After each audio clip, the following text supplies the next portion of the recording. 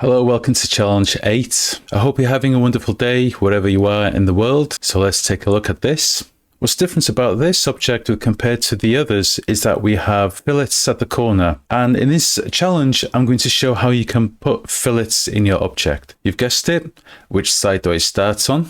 I would start on the side that has the greatest degree of freedom. And for me, the most logical part to start is over here where I have the cut. So let's head into SolveSpace and get started.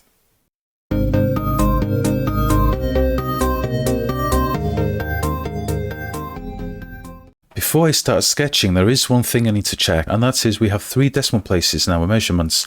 So to change that in SolveSpace, if you're on Windows, you go to Edit and Configuration, and then in your Properties panel, you need to scroll down to where it says Digit after decimal points to show. Mine's currently set to 3, and if yours isn't, you need to click Change and change it to 3. Okay, let's head back into Home, and I'll start sketching this.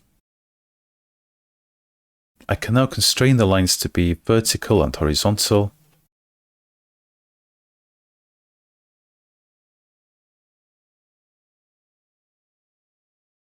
Great, that part is done. Let's constrain the lengths of these lines now. This line is 4 millimeters, so select it and hit this button here, constrain distance, and type in 4. Oh, it looks like I've just broken my model, and that's because my sketch was too big for the constrained distances. No big deal. I can fix that.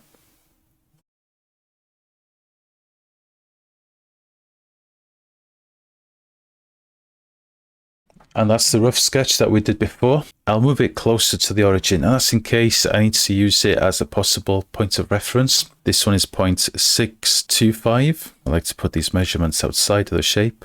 This one's 0.2 millimeters. And these 2 lines have the same length as well, so I'll select them and click Constrain Equal Length. This line is 0.25 millimeters, 3 degrees of freedom left. This line is 0.875 millimeters.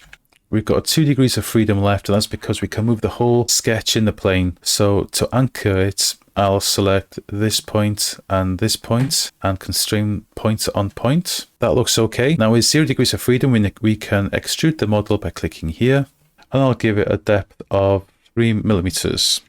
Okay, we're getting there. We just need to do those 2 holes now and the 4 fillets at the corners of the object. Let's create a new work plane therefore. I'll select those 2 lines and that point. I can create both the 2 circles and 4 fillets because those 2 types of entities are going to cut through the base. Hit the circle tool. I'll constrain them to be horizontal with respect to each other. And the diameter of one of them is 0.312 millimeters. I'll constrain them to have equal diameters, so select the circles and then hit constrain equal radius or length. Got 3 degrees of freedom left. Distance from this point to that line, 0.655 millimeters, and the same for this distance here. We've got 1 degree of freedom left, and that's because we can slide this one. And the distance from that center to the line is also 0.655 millimeters. Okay, let's start on the fillets at the sides. So I'll select the anchor tool and then just snap it onto the corners of the object, just like that. The diameter of this circle is 1.31 millimeters. That semicircle now has gone outside of the shape. To constrain it properly, you need to say that the center of the circle and the point on the arc needs to be vertical to each other, and the center of the circle and that point have to be horizontal to each other.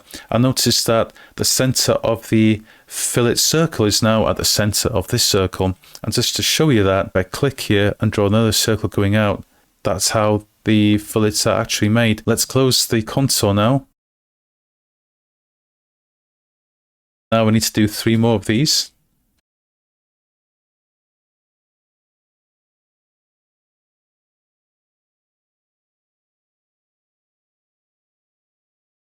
We're ready to extrude this sketch, so let's click here, and in the properties panel we click difference. We have some errors here highlighted in red. To get rid of them, according to the SolveSpace forums, you need to click on Force NURB Surfaces to triangle mesh, and then to constrain the extrusion you select one of the extruded points or axes and select the plane onto which you want that point to be flush with, and you click Constrain Point on Plane. Let's now work on the middle piece. Create a new work plane. I'll select these 2 lines and that point, and select the rectangle tool The length is 2.76 millimeters and the width is 0.5 millimeters. Now I need to constrain this rectangle to be in the center of the object beneath it. So how would you do that? The way I would do it is to select the point and click anywhere in the work plane, then select the point and this line and hit M on your keyboard to make sure that this point is now at the midpoint of this line, and do it again. Point in the work plane, select the point, and now this line, hitting M on the keyboard, these 2 points to be vertical to each other.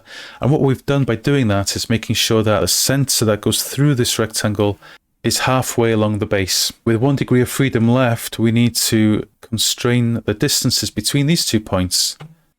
And now we're ready to extrude the model. And the reason is we can then cut out the fillets at the top and the hole that goes through its center. So let's hit extrude. Let's give it a height of 2 millimeters. So now we need the hole that goes through this surface. And we need 2 fillets to cut the top 2 corners of this surface. And finally, we'll add a fillet between this surface and this surface. Let's create a new work plane. I'll select these 2 lines and that point and click here. Circle tool, constrain the diameter.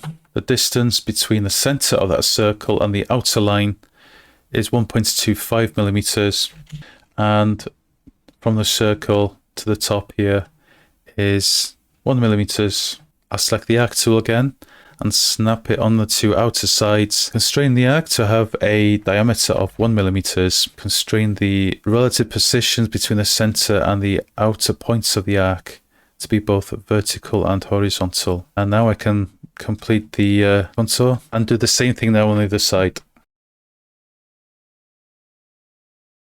Now we've got 0 degrees of freedom, so now we can extrude both the circle and these 2 sketches at the corner. In the properties panel, I click difference, and then I constrain the extruded point. One of them be flush with this surface by selecting that surface. And then the last thing we need to do, just to reiterate, is to add 2 fillets at the bottom here, joining this surface with this surface, and it'll be down here. Is to select these 2 lines and that point, create a new work plane. And let's start down here first. With the arc tool, I can snap it onto, from this point here, anywhere on this line, and then constrain the diameter of this circle to be 0.24 millimeters, and then the position of that relative to each other have to be horizontal, and then I can complete the contour. Let's move on to the other one over here. Okay, now we're ready to extrude that sketch by clicking here, and we want them to go the other way. You can, if you like, click and drag, and to make one of the extruded points flushed with this surface, you then hit the constrain point on plane, or you can just leave it as it is over here and do the same thing. Now if I go to the properties panel, hit home and hide all. So some new things we did in this one compared to the other challenges is that we learned how to create fillets, both to be added onto the object and cut away from the object. I hope you enjoyed that. Let's move on now to challenge 9.